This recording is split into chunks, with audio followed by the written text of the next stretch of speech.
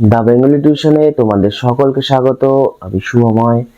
আজ তোমাদের সিবিএসসির ক্লাস 9-এর বাংলার বিভূতিভূষণ বন্দ্যোপাধ্যায়ের লেখা আম আঁটির ভেপু যে গল্পটি রয়েছে, যেটি দীর্ঘ 12-13টি অধ্যায় নিয়ে লেখা হয়েছে, সেটির প্রতিটি অধ্যায় আমি আলাদা আলাদা করে তোমাদের সামনে তুলে ধরব।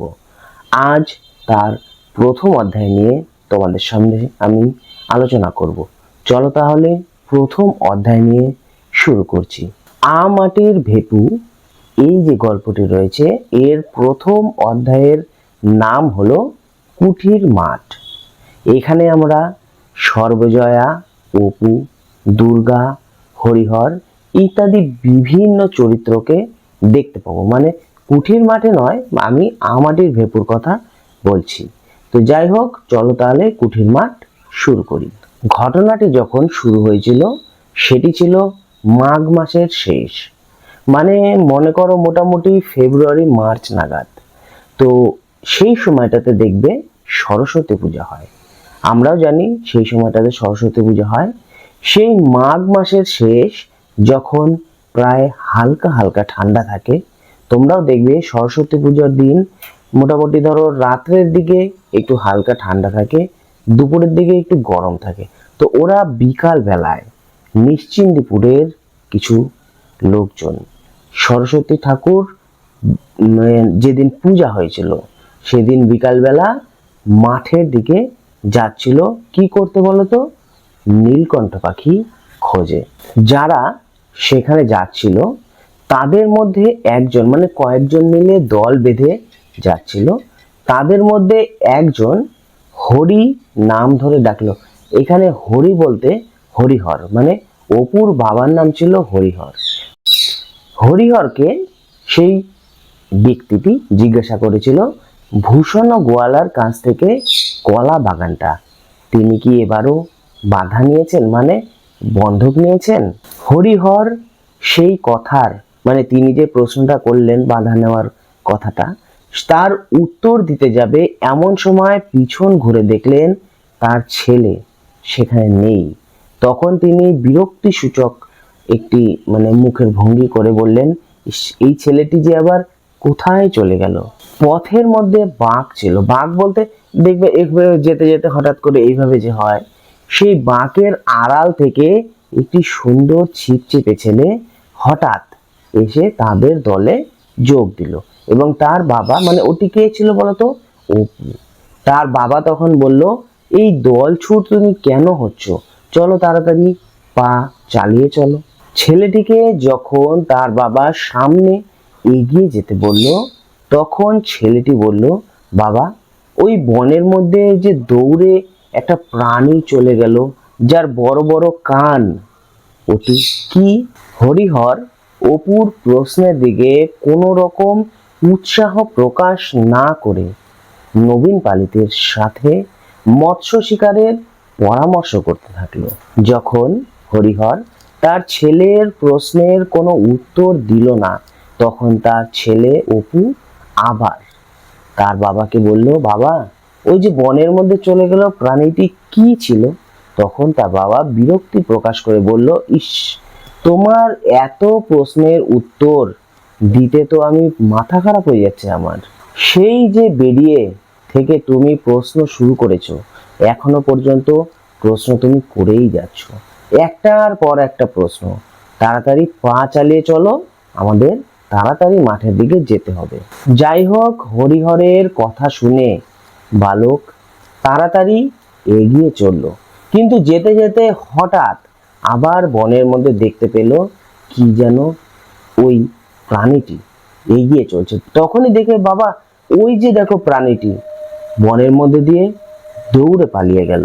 তখন হরিহর তার ছেলের এই যে এত কথা, মানে অপু তো দৌড়ে ধরতে যাচ্ছিল সেই প্রাণীটির দিকে, মানে এ বাবা যেও না যেও না, ওখানে কাঁটা, মানে জঙ্গলে যেখানে সেখানে হাত দিতে তার বাবা নিষেধ করে এবং বলেছিল, এই জন্যই তো তোমাকে আমি সঙ্গে করে নিয়ে আসতে যাই না কোথাও।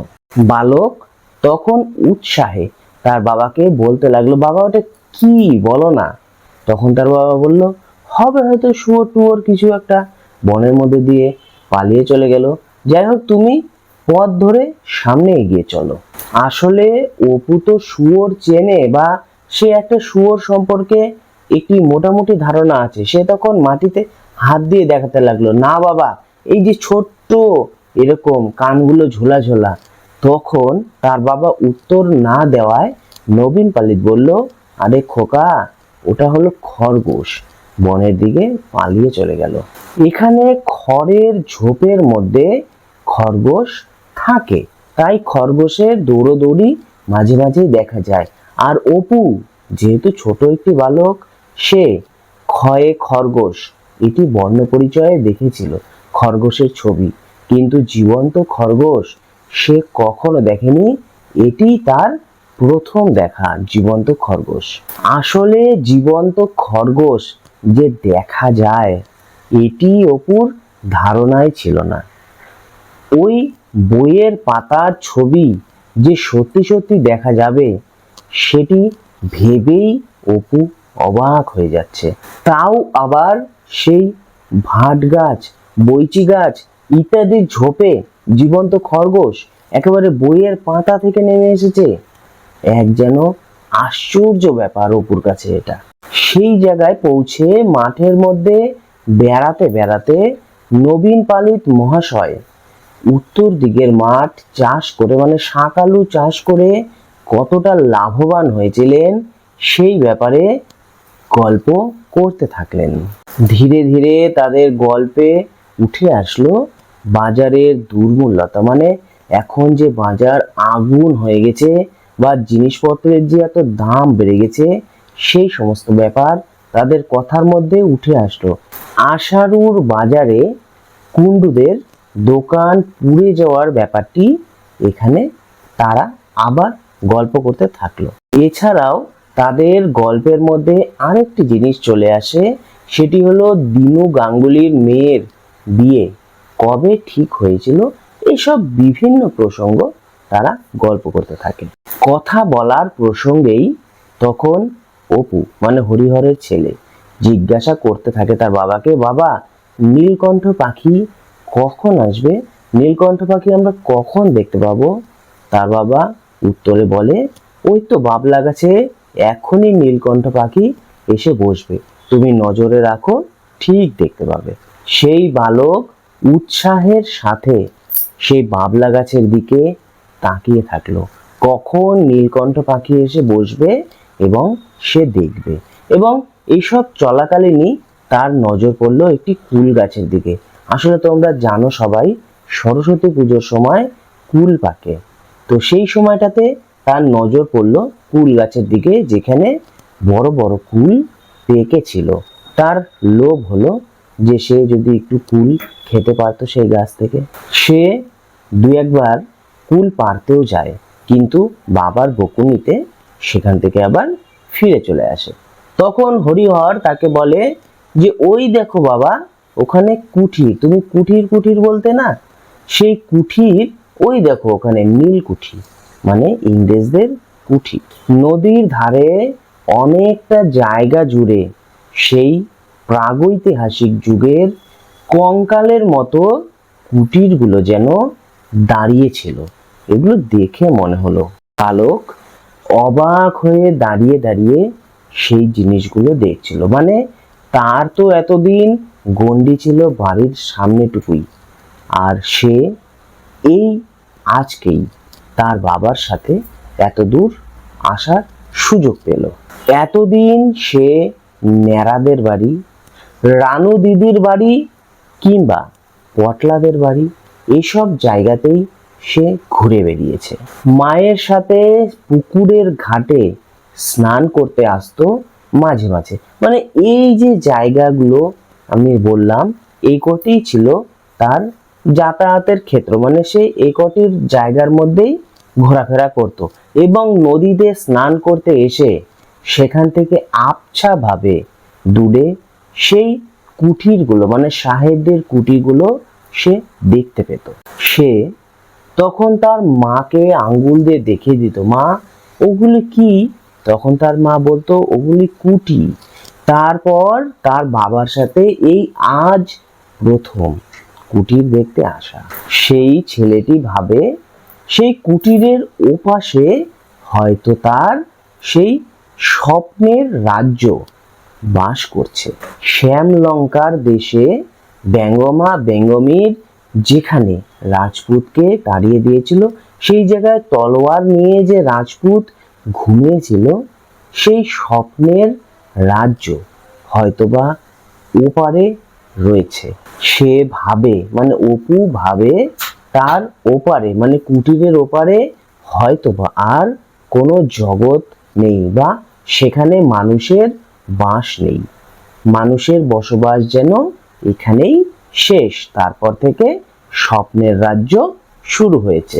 তারা যখন এইসব কিছু দেখে বাড়ি ফিরছিল, সেই সময়টিতে অপু নিচে একটি ঝোপ থেকে দু একটি ফল তুলতে যাচ্ছিল। তার বাবা তাকে বাধা দিয়ে বলে, ইস কি করছো কি করছো, আলকুশি ওটা, ওটাতে যদি তুমি হাত দাও তোমার এখনই ফোসকা পড়ে যাবে, তোমার ঘা হয়ে যাবে, এজন্যই আমি তোমাকে নিয়ে কোথাও বেরোতে চাই না, বড্ড বিরক্ত করো তুমি, আর কোনোদিন তোমাকে নিয়ে আমি কোথাও বের হব না, এটা মনে রেখো। অপু তখন জিজ্ঞেস করে, বাবা কেন হাত চুলকাবে? তখন তার বাবা বলে যে এটিতে বিষ আছে, আলকুশি যদি হাতে লাগে তাহলে হাতে ফোসকা পড়ে যায়, আর তখন তুমি হাত চুলকে চুলকে কান্না করবে, আর সেটি তখন তোমার খুব ব্যথা করবে, সেজন্য এখানে হাত দিতে হয় না। এই কথা বলতে বলতে তারা বাড়িতে চলে আসে। খিড়কির দোর খুলে হরিহর বাড়িতে ঢুকলো।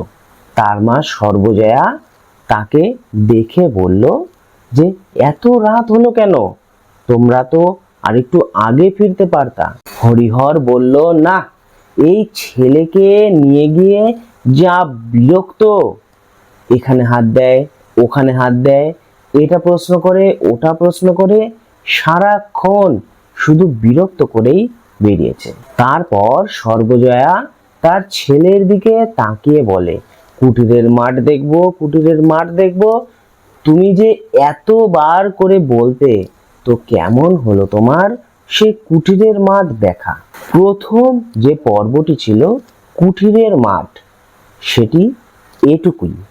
আমরা এর পরবর্তীতে আরো বিভিন্ন পার্ট পার্ট করে সবগুলি পর্ব আলোচনা করে দেব। মোট 13-14টি পর্ব আছে। তো যাই হোক, আজকে এ পর্ব এটুকুই। খুব তাড়াতাড়ি তোমাদের সাথে আবার দেখা হবে।